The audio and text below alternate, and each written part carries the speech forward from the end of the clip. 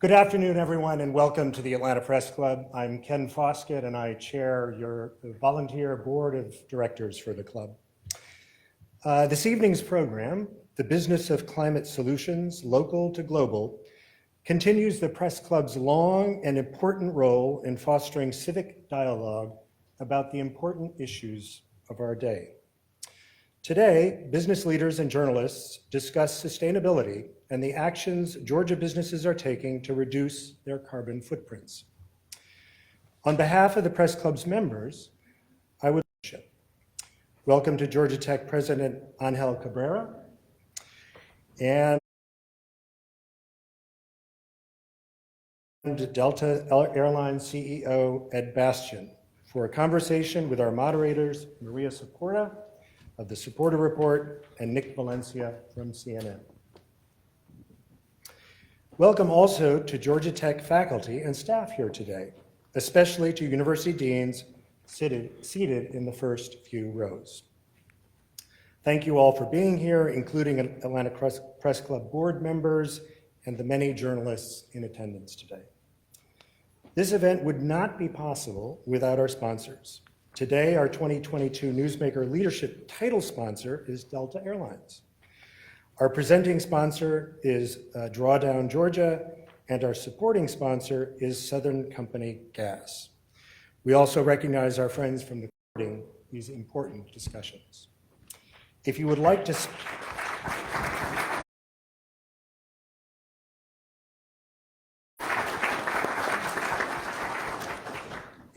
sponsor the Atlanta Press Club, learn about our upcoming events, or join the club, please visit us at atlantapressclub.org. Please note that today's event is being live streamed on Facebook and will be available later on our YouTube channel. With that, I'd like to ask Quinny Jenkins, Director of Community Engagement from Delta Airlines, to come say a few words of welcome.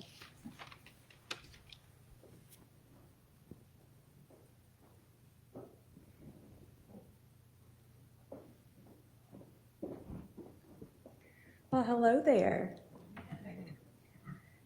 My name is Quinny Jenkins, and I am the Director of Community Our Climate. I'd first like to thank the Atlanta Press Club for having us here today. I'd also like to take the time to acknowledge our co-sponsors, Drawdown Georgia, Southern Company Gas, and Georgia Tech and the Ray Anderson Center for Sustainable Business. At Delta, we like to say that no one better connects the world, and that's exactly why we're here today, to connect with each other. I know I speak for so many of you when I say how wonderful it is to be back out in the world and to see, right? It's great to see so many smiling, familiar faces, and we understand that there's absolutely a conversation that's sure to leave us enlightened as well as empowered to work together towards climate solutions, both locally and globally.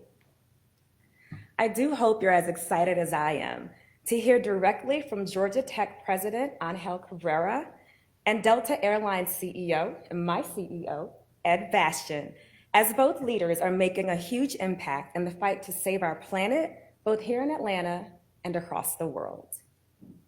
So with that, I'd like to pass it over to our two moderators, Maria Saporta and Nick Valencia, to begin our discussion today. Enjoy. All right, thank you, Quinny. I'm Nick Valencia. I am let me fix my pant leg there. I'm a national correspondent here based in Atlanta for CNN, and I am a grateful member of the Atlanta Press Club. And just to riff a little bit off of what Quinny said, it's so nice to see everybody's faces, well, a lot of people's faces here, and just to be back in the world and feel a little bit of normalcy here. I'm really looking forward to today's discussion. When offered the opportunity to do this, I thought, this is one of the most important discussions of our time. As a father of two small children, I want to make sure that I leave a good world here behind for my kids. And I know that these individuals here are doing their part to make sure that the future generations have a world to live in. Today we will discuss how both small and large businesses make positive changes to reduce pollution and waste. We'll also learn about companies taking individual and collective actions to support Georgia's statewide goal of net. So that segment will come near the end of our program. And once again, please help us welcome Georgia Tech President Ángel Cabrera and Delta CEO Ed Bastian. If you guys can please stand. And also, if you could welcome my co-moderator this evening, a woman who doesn't really need any introduction here to a lot of people locally, Maria Saporta. She's a huge name in my family's household. My in-laws are huge fans of hers. Thank you so much, Maria. If you can stand and receive an applause here. Thank you so much. Thank you, guys. All right, I think I've gotten the honor of asking the first question, and it's to both of y'all. We're going to use airline lingo and take a 30,000-foot view of the world here. The world is facing tremendous challenges from economic headwinds, conflict. I know we have so many good Delta customers and loyalists here, so thank you for your loyalty to our brand. It's a hard question to answer. It wasn't anything in there that's not shaping the future and moving, and is quite dynamic. So I don't know that I could rank it. What I can say is that we've just been through the 2 years that our lifetime will never forget. It will be probably the most impactful time of our life. I think it'll be some of the most defining years of our generation. And the one thing about the last 2 years that has left me, and I know many of us at Delta, is we have felt very vulnerable as we've had to build our business back, and we've seen that we can't take our wellness for granted, or well-being. The resiliency of what we do needs to be fortified. And when you're in a period of, I don't think any of us have a clue, and we could all speculate, but there's no question that this has impacted him. It's impacted the reason why they invaded. I mean, I think all these things have some level of relationship, but we can't walk out of this time frame without a renewed commitment to replenishing the earth, healing the planet, and creating that opportunity for next children going forward, all of our children going forward. President Cabrera, in your mind, how would you rank? Well, I think while we were all paying attention to what's happening in the eastern part of Europe, the Intergovernmental Panel on Climate Change issued their latest report. Didn't receive sufficient attention, but I encourage everybody to read it. It's sobering. It's scary. The perils of climate change are not in the future, they're here now. In fact, I think one of the recommendations is that we stop talking about what may happen, or this is an existential question. I don't want to be over dramatic, but it is. I mean, whatever happens to our climate, and it's an existential issue for our species, should be one that really everybody should put at the top of their list of priorities to resolve. Now, we're here because we've been amazingly successful. We're here because we found cheap ways to produce energy, smart ways to convert energy into new ways of transportation, the Industrial Revolution that allowed us, first of all, it allowed us to grow to whatever, 7, 8 billion, soon to be 10 billion people, because we learned, I was having an interesting conversation with one of our colleagues yesterday who works in carbon capture.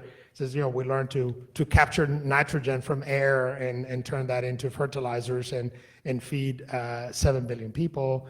And we learned to do all these things, and humanity has never lived this well. I mean, we've never lived this long, this healthy. We've never eaten this well. The number of people living at poor levels had never been this low. So this is the result of our success. COVID, where we face this very scary, very sudden new disease, and within less than a year, we had figured out what caused it. We had figured out ways to prevent it. We had figured out ways to manufacture a vaccine and distribute it around the world, and all that was imperfect and noisy and drove us crazy at times. But we, the sort of global we got it done. So time and time again, humanity has figured out ways to. I'm optimistic because not only there are tons of smart people around the world, I actually happen to live with a whole bunch of them. Some of them are actually in this room. They're members of the National Academy of Science and Engineering. They're leaders in their fields. And they're not just brilliant engineers and scientists, they're brilliant policy experts and economists, and we need all of that. We're going to need the best of our best thinking to figure out. We need social scientists. We need people who figure out how to best communicate this. Remember the ozone layer in the 70s? That was pretty bad. I mean, we were really ruining this. We stopped producing those substances that really were creating the problem, and we're in good shape now. So I'm going to ask a quick follow-up question. Sorry, and this quick. one might I got it, quick. That question may have been a little too complex. On this one, on a scale of 1 to 10, please rank the degree of urgency that we're facing to address climate change. So I'll start with you, President. 10. Okay. I mean, it's high. I don't know if it's a 10, but it's high. Okay. I feel that energy and that optimism from you, President Cabrera, about the opportunity here for innovation and innovators. Can we talk about what types of innovation solutions are being presented here? I mean, I read a New York Times article before coming here where there are plants that are being built that are literally sucking the carbon dioxide produced by planes and burying it deep underground. So I'd love you to expand on that. Well, I mean, there are big things, there are small things. By the way, what partnership with Delta, in which we helped Delta remove all the wiring from the entertainment systems and turn it into sort of a wireless. Think about just the kilograms of material that we were able to remove from planes to increase efficiency of the planes. So again, a lot of innovation is not about, oh, let's all stop flying or stop living in that. No, it's how can we be smart about doing this? I have colleagues in this room who are experts in combustion. They know all about what kinds of fuels can work better, renewable fuels, what kinds of combustion technology can be most effective and efficient. We have experts here who are trying to figure out again how to capture carbon from the air and go and bury it back underground where it was to begin with. We have folks, policy experts right here, I think they'll talk about it later, that are trying to figure out in a concrete space like Georgia, what would be the lowest hanging fruits in terms of activities that can be done here and now to produce less, to eventually maybe remove. So it is so exciting. And by the way, for those people who think that anything we Well, I certainly agree with Ángel that we're just starting to get serious about the innovation that's coming, and every day you hear about new opportunities. I'll speak to my business and a broader scale. The bigger challenge I see is how are we going to fund this? What's the capital? We can come up with the ideas and the technologies, and it's how do you scale it? Delta Airlines, we don't have an alternative right now to jet fuel. 98% of our footprint is fossil fuel, it's jet fuel. And we are classified as a hard to decarbonize industry. And yes, we're doing an awful lot of work, working with Georgia Tech, working with many organizations and development firms, and small. A lot of them tend to be fairly small, biofuels and renewables, and how we're going to replace our energy source all the way up to hydrogen and beyond. But sustainable aviation fuel, which is what we're very focused on at Delta, if we acquired all the sustainable aviation fuel that exists in production today in the world, it's enough to cabinets in the administration to figure out how do we bring the energy producers to the table with an end consumer that's an airline, and when they produce this, they can produce sustainable aviation fuel. It costs us anywhere from 3 to 5 times a gallon to buy. We can't afford. We're just coming out of a pandemic. It's expensive, right? And it's expensive already now because of what's happened. with commodities. So we need the government to create the forum by which consumers, meaning airlines, can actually be a customer. The energy producers, which I don't blame them, they're not going to invest the billions, tens of billions of dollars required unless they know they're going to have somebody on the other side. Somebody's got to close that gap. Now, the good news is that we've already seen this in our country. We saw that with autos. And you look at the boom of EV now. And the reason why EV and Tesla and GM, everyone's doing, because the government provided the incentives and the subsidies, and still to this day do that, to create the investment for the vehicle to be produced. And the commitments that are being taken on the ground are really impressive to get, I think, fuels, other means to invest. We can't do it commercially right now. I'm going to follow up on that. 2 years ago, in February, Delta announced a very ambitious $1 billion plan to actually become the first carbon neutral airline in the world. And then COVID hit. And maybe you could We got there the wrong way. That probably helped reduce your carbon footprint right there when 95% of your planes It's a weren't bad flying. joke, but it's true. Can you talk about what you've been through in these past 2 years? You alluded to it before. And then tell us where y'all are at Delta in terms of living up to your commitment. Because So- it was within 10 years you wanted to become a... Yeah, so we said we want to be a carbon neutral airline. We're willing to invest $1 billion. That was the cost. And the only real vehicle we had at the time was the offsets market, which is controversial, and there's a lot of concern around the efficacy of carbon offset.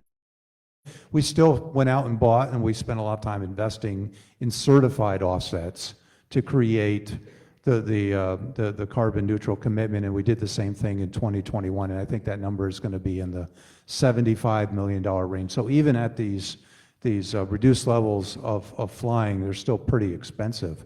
And what we've done is we've researched and we've gone all around the world to find the highest quality.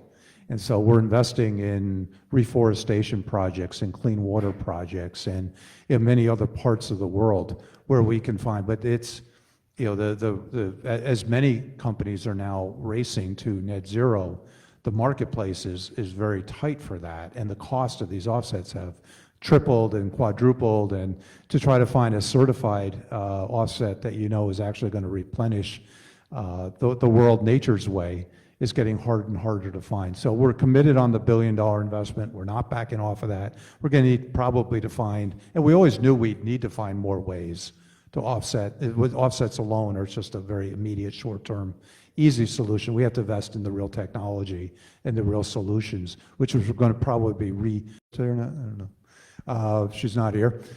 She came to us from General Motors, and she led a lot of the electric vehicle development over at GM over the last 25 years, which is why I was attracted to her. She led the investment that GM made in Cruise and the autonomous vehicle apparatus.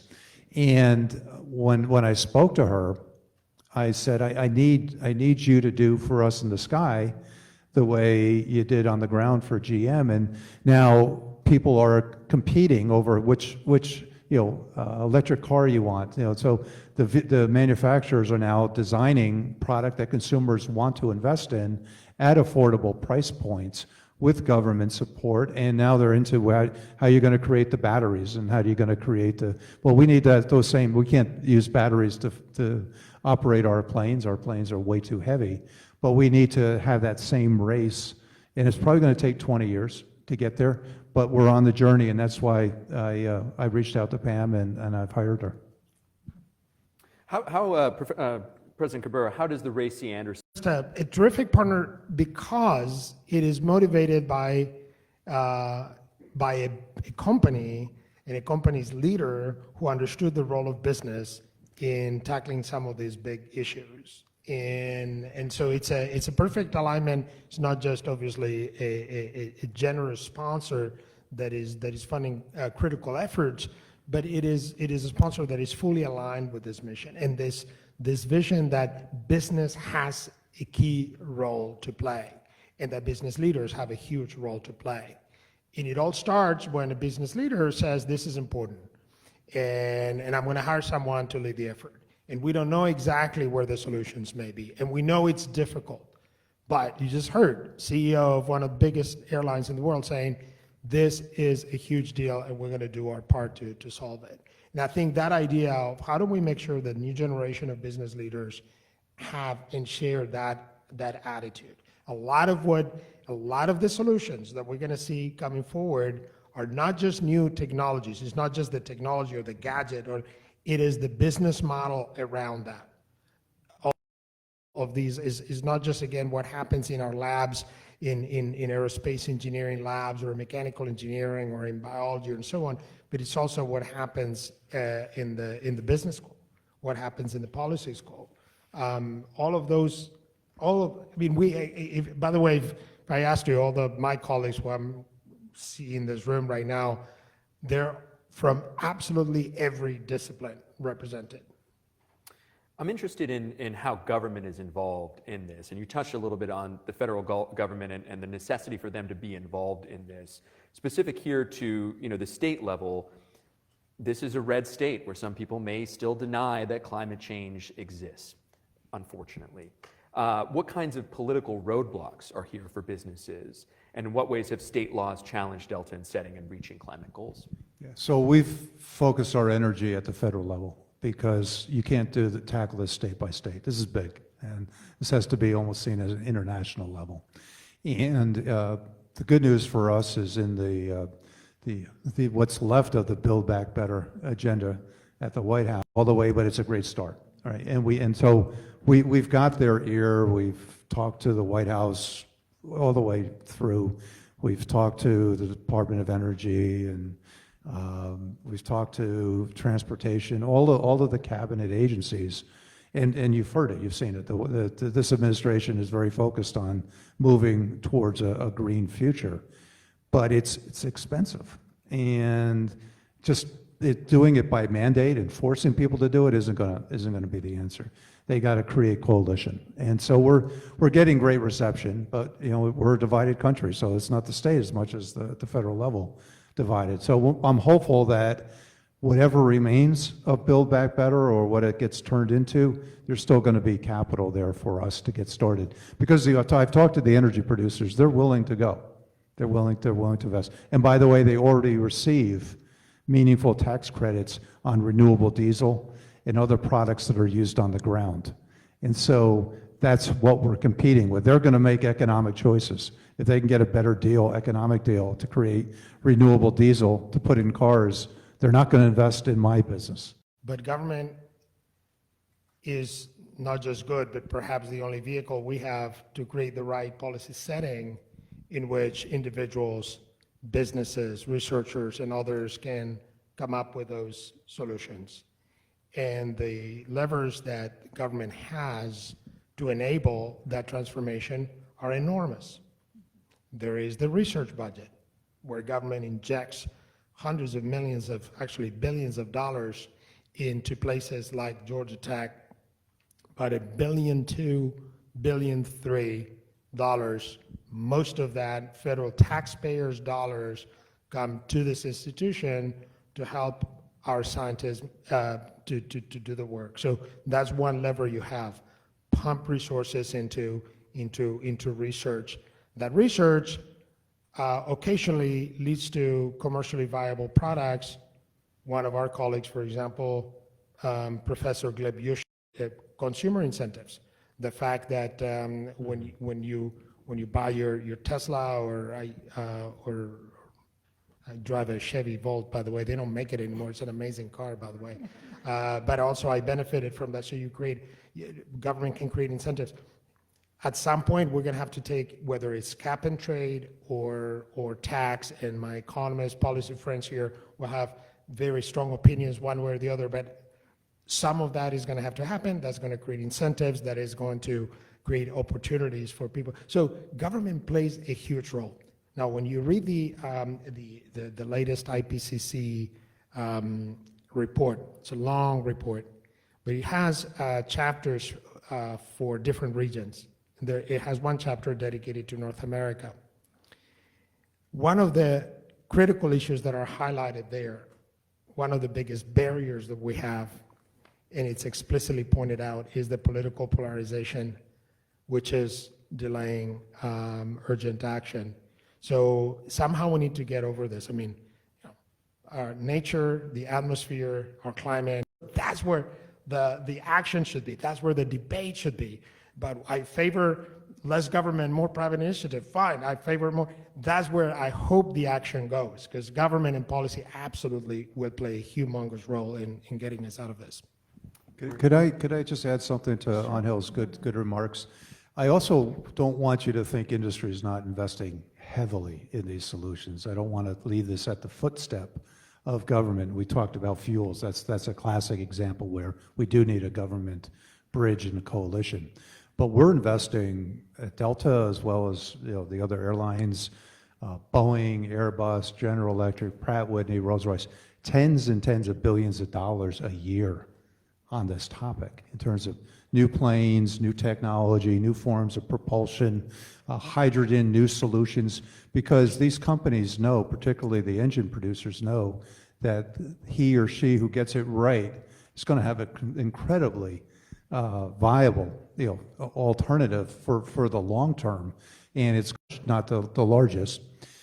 That plane is replacing our 757s, which is about the same size in terms of number of seats.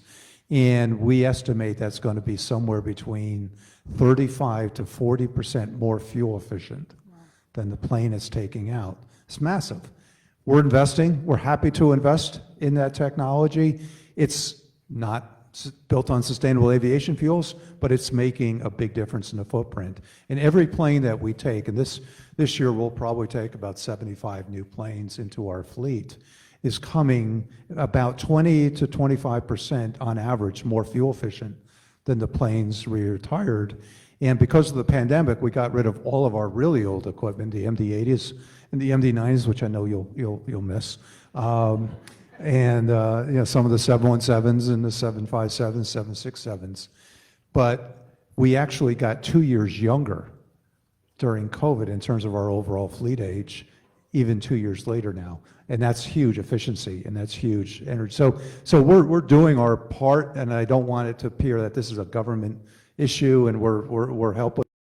There's a lot of companies out there that are selling them. A lot of announcements made, not a lot of actual activity in terms of development. They're probably 3 to 5 years out. Candidly, they're called electric VTOL. They're small planes. They're 3, 4, 5 seaters, ranging up to maybe a 18 to 20 seater plane. They're really going to be used not for us to substitute, but as for cars and congestion. So that, probably less so in Atlanta, but more so you think LA or JFK, if you want to get from downtown Manhattan out to JFK in 10 minutes, you can take this electric vehicle, fly there, a flying car almost, as compared to sitting in traffic for an hour and a half and all the value that's created around that. But that's coming, and there's a lot of companies chasing that. And a lot of investment in SPACs have been developed off of that. So Delta is unique. It's one of the few airlines that owns its own oil refinery. You got into a little trouble, though, because you're a member of some airline associations that have actually been lobbying against some of the very policies that you've been. That we issued, that was voluntary. We just, trying to set good governance and good transparency of some of the challenges we face. We do own an oil refinery. It's something that we bought 10 years ago when oil prices were through the roof, well north of even where they are today. It was well over $100 a barrel back then.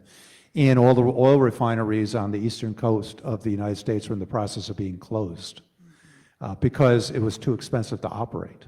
And so we were in danger of actually losing fuel supply going up to the Northeast, really critical infrastructure to New York and Boston and the transatlantic. And this refinery had been closed. It was 100 years old. We reopened it. We've done really well. I always get the question, do you hedge fuel? When fuel goes up and down and volatile, and we used to hedge fuel, but the reality is, I probably shouldn't even be sitting in my job. I lost so much money. I'm amazed the board hasn't fired me yet. So I told them I'd stop about 6 or 7 years ago. We haven't hedged fuel since. But the only real hedge you can have is actually you can produce and refine the product yourself. So we're not actually out, creating a footprint for a product we wouldn't buy. You'll glimpse into renewables. And how do you start to reallocate that know-how and start to create product, using new technologies? And you have somewhat of a greenfield. It's an old refinery. It's hard to call it greenfield, but that you can start to explore and invest in some of that capital we talked about to find different solutions to create the energy supply of tomorrow. So you say you disagree with the positions of the airline associations on this issue? It's not a topic that we're discussing or having an evaluation on. It's just that we have a different vantage point on the refinery. And I think the issue you're probably talking about is around the renewable fuel standards and RINs and ethanol, and we have to pay this higher tax burden because we can't blend ethanol into the production of we don't have the capability or the means to get that. So it's really a relatively modest thing. How much of your oil consumption is from Russia? How much of the oil consumption comes from Russia? Today, zero, I'm proud to say. Russia. It's coming from Africa, it was coming from different parts of over the Atlantic. And as soon as we found out about this, as soon as I found out about it, we immediately, and we have a bunch of open contracts, and I stopped them before the sanctions went into place. So it was done legally, but we didn't wait for the sanctions to go into place. President Cabrera, thank you for that. President Cabrera, I want to continue with you. This is a question scripted for you, Maria, so I hope I'm not stepping on your toes here, but I want to get you in here. Drawdown Georgia. We're here to talk about Drawdown Georgia and the compact of Georgia business that are seeking to reduce their carbon footprint, positively impact equity, economic development. So there are 20 proposed climate solutions listed on the website and a carbon reduction visualizer. Can you tell the audience and myself, in layman's terms, why understanding carbon impact is so important for businesses of all sizes, not just the big ones?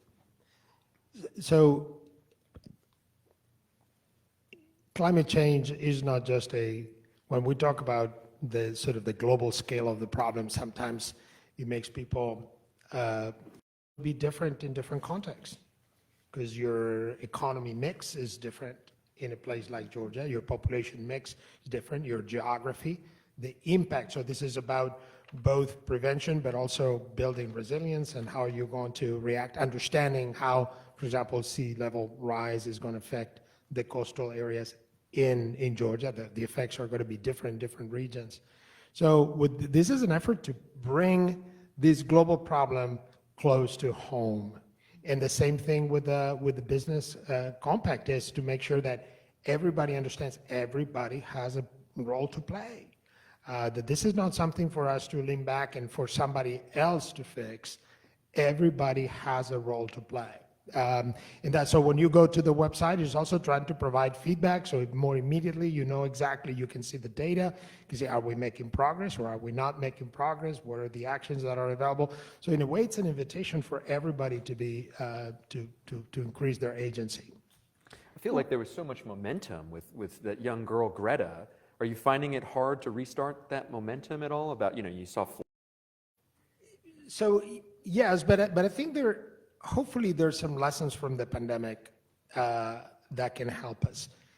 And for example, the fact that, I don't want to trigger you, but if we rewind to 2 years ago, back when we were washing the oranges from the grocery store and leaving the Amazon boxes for 24 hours outside. Yeah. Oh yeah. This was real and scary, and we didn't know what was causing this disease and how it was transmitted. Do you need a mask? You don't, whatever.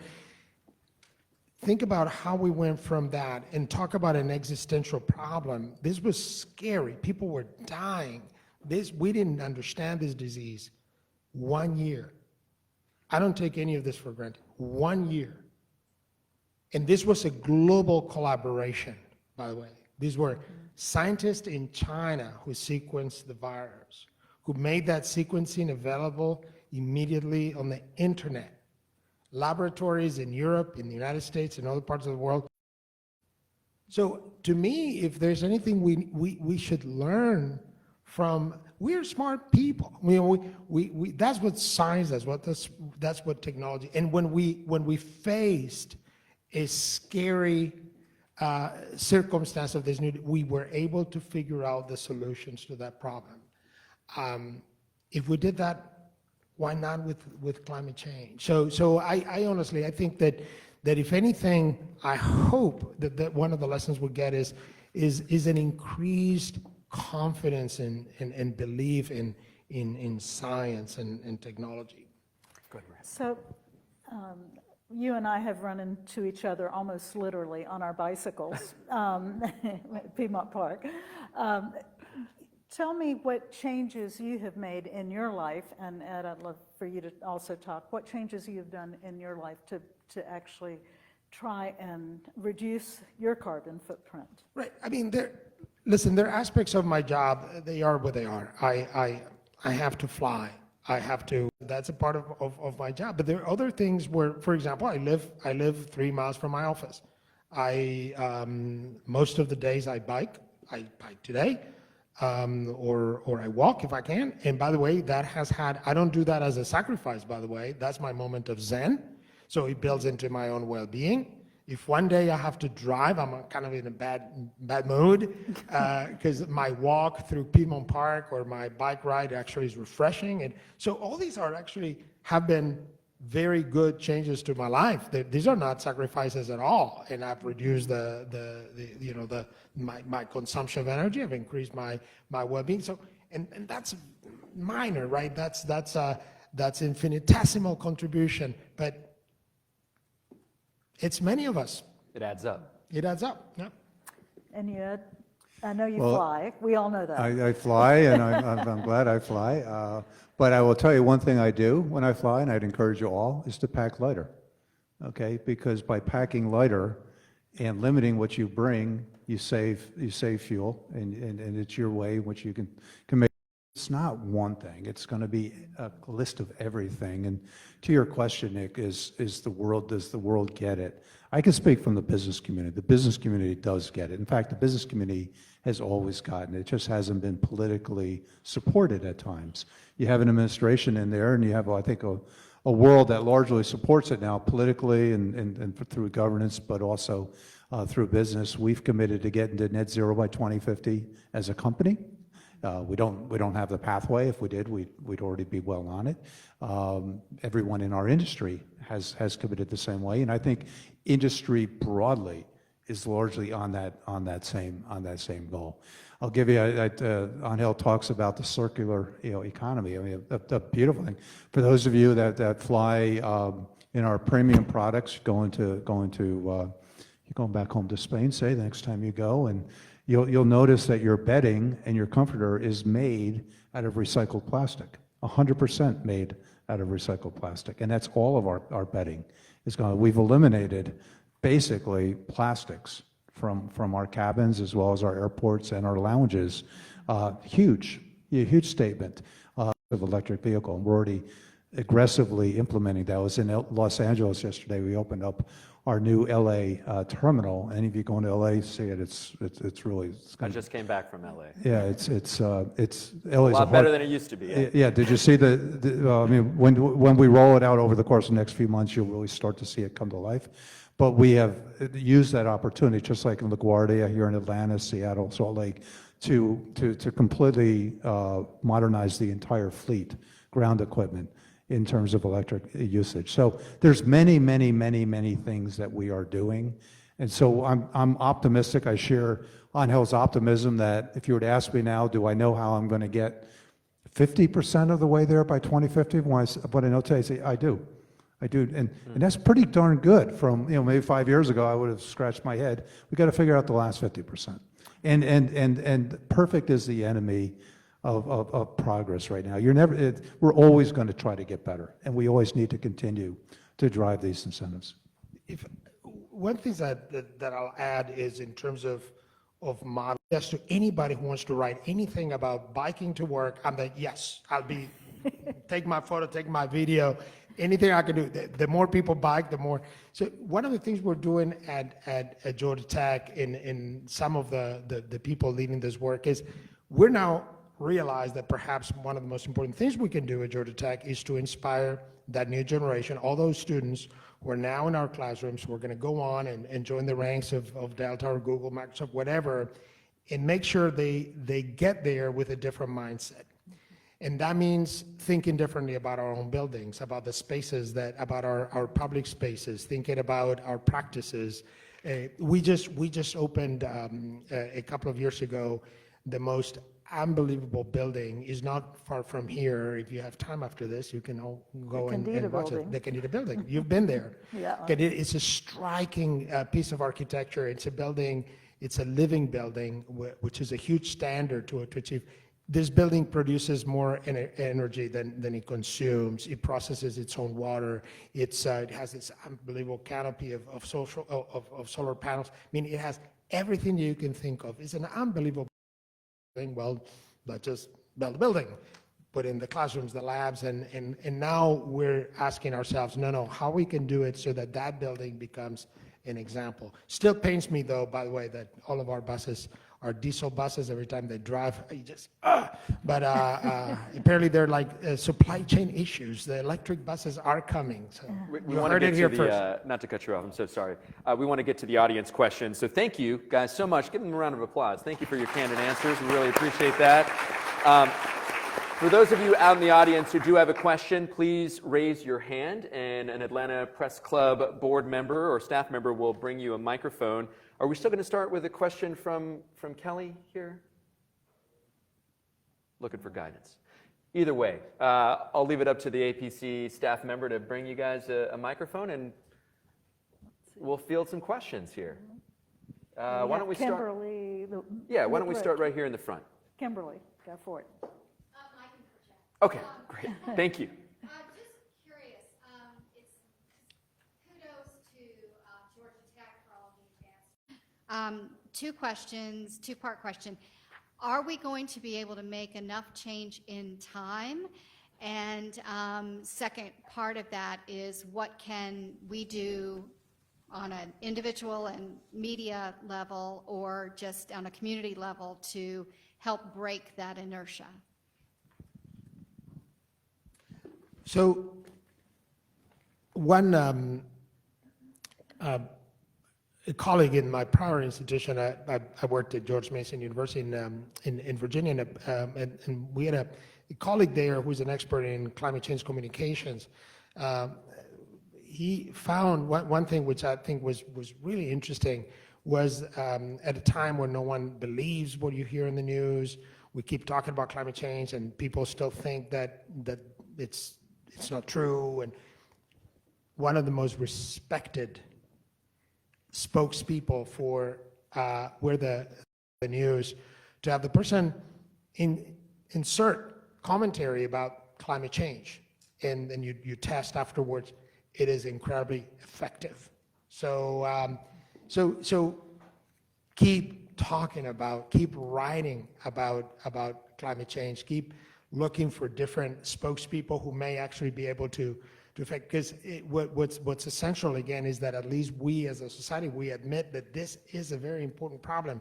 Let's disagree as vehemently about what is the best solution. Let's vote, let's argue, let's debate. But I mean, all the time we spend questioning the evidence is wasted, precious time. So I would say that the frustration I experience in Washington and many of us in the business community is that we're not really debating whether climate change is real, certainly not with this administration, and the business community never really did. It's the priorities of an administration. You asked a good question, Maria, at the start. Is this number one important thing? And it's always hard to say it is the most important thing. But there's got to be a level of priority, and I think the Build Back agenda clearly got bogged down by the scale, the size, the aggregate size, not any of the individual piece parts as much as the overall size, and that's why going back around, I'm hopeful with a smaller bill that we'll actually start seeing some real progress made. Takes a collective effort is what I'm gathering from all this. There was a question Mike in the... Jordan? Yeah. Yeah, Mike, a mic for Mike. You know all these people. Yeah, he's on the board. Yes, as Maria said, I'm kind of cheating because I'm on the board. But either way, climate solutions in the sense of environmental justice, and maybe it's a bridge that I'm trying to make here, but I'm trying to get to the idea of, in the sense of climate solutions and justice and charity beginning at home, I wonder what are some of the initiatives that Georgia Tech and also... Well, it's a big question. We are supporters of the Atlanta Public Schools. We're in there working hard. We're training kids, reading to kids, doing everything we can. It's hard to draw the connection, candidly, at the moment, with you kind of getting it down to that level of detail at the grassroots level. We clearly know where the bigger challenges lie, and they tend to be in the underrepresented communities, that don't have a voice, where the bigger problems sit.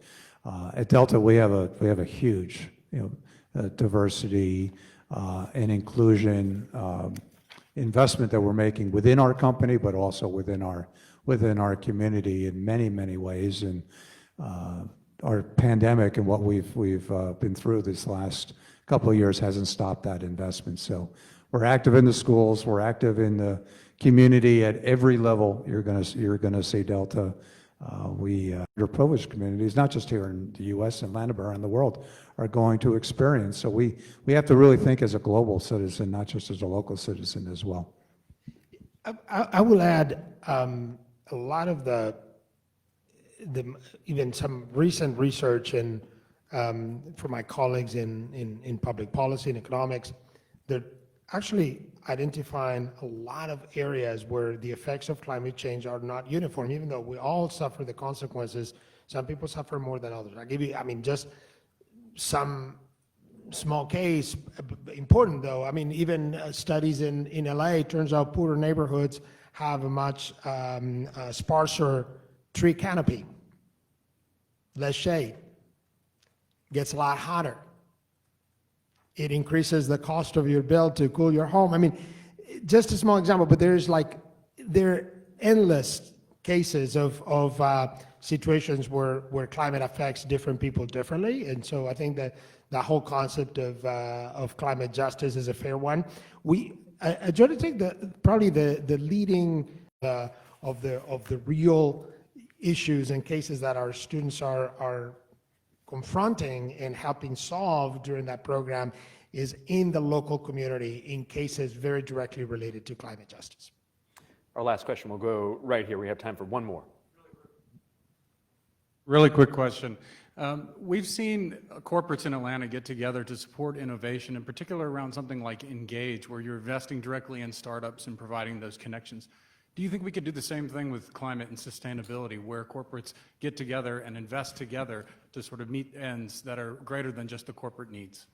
I think that's a great idea. And there's nothing stopping Engage from having a climate angle to it. But we're investors in Engage, and I think it's a coalition of the willing that we're looking to create. And I've told many folks, if you can figure out the overall way to start scaling sustainable aviation fuel and biofuel and producing it was private capital. And so that's where these opportunities would. Right now, there's a lot of places you can find small corporate coalitions going after this topic. But which one's gonna, or two or three or five, are gonna start to get scale will depend on which one the government's going to get behind, and then you'll start seeing real private capital, and that's when things are really going to take off. It's probably a couple of years away, but I see it happening.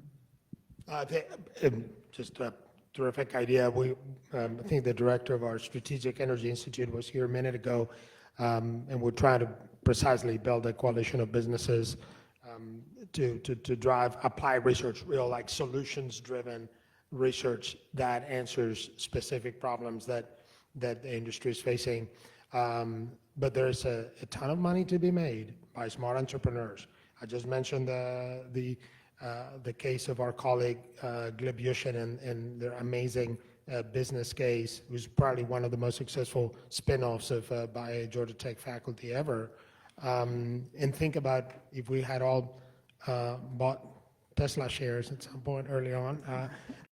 Center for Sustainability, Beryl. Thank you so very much. So thanks to the Atlanta Press Club. I guess I should take off my mask now. Sorry, I'm so used to this that I don't notice I'm wearing it anymore. For putting this event together. And thank you so much to President Cabrera and CEO Bastian for your insightful comments. So as you heard today, there's a very important leadership role for business to take in creating the business models and adopting the technologies and materials that are going to address climate change and address it as quickly and effectively as possible. And as President Cabrera underlined, there's a very, very important role for local solutions and local engagement as well. In fact, we're in it, not just at the federal level, but also locally, who came together to launch the Drawdown Georgia Business Compact. And also I'd like to appreciate our partners, nonprofit partners like Southface and the Partnership for Southern Equity also for being at the table for that. So the work of the compact is meant to address collective action projects, to address innovation, to address the need to create a community of practice, and also to address the need to be transparent and to report on progress so that our friends in the press can hold us accountable and also spread the good news, but also most importantly ask the hard questions. So I'm very optimistic that this compact is going to help greatly accelerate the adoption of climate solutions in Georgia, and that it will do so in a way that not only creates the jobs of the future, the careers of the future here in Georgia, but also advances equity and climate justice, very important domains. If I could have just 1 or 2 minutes, I wanted to just get some highlights of the things that I heard. And it seems like the world is aching, needing to find solutions. We can't walk away from here without healing the earth. Read the climate change report. It's scary. It's happening right now.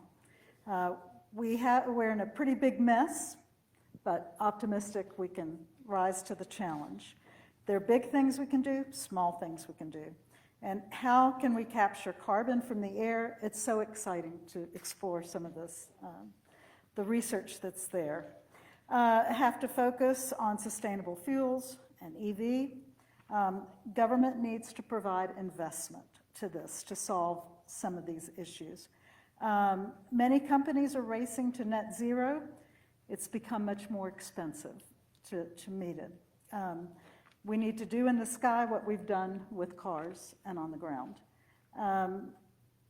Business has a key role to play, a lot of solutions. It's not just technology, but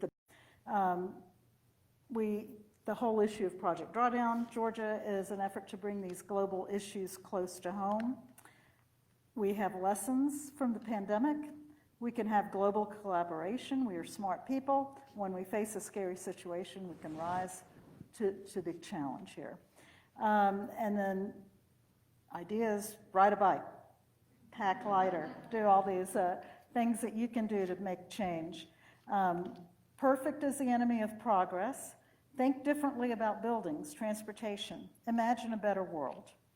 Meteorologists are connecting the impact of climate change on the weather, and it's very effective when they do.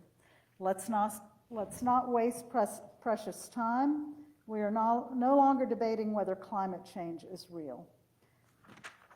Tree canopy, I can't agree with you more on that one. We need more trees. We need to not cut down the ones we have. Corporations should work together to invest in climate change solutions. There's a lot of money to be made. And when private capital gets involved, you'll really see change. They're inspired. And take more pictures of President Cabrera on his bike, right?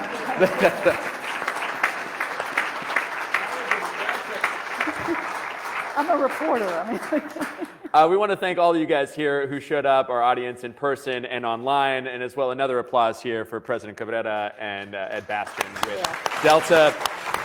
And Atlanta Press Club would like to thank its sponsors, Delta Airlines, Drawdown Georgia Business Compact, and the Southern Gas Company, as well as all who support the club annually. If you're interested in how you could support more, you can go to thepressclub.org for information about upcoming events and how to join. I'm Nick Valencia, a very grateful moderator, grateful for this discussion, and to see so many faces here, it almost feels kind of normal. You did trigger me a little bit when talking about the groceries being wiped down. Thank you for a wonderful evening. Good night. thank you. Thank you.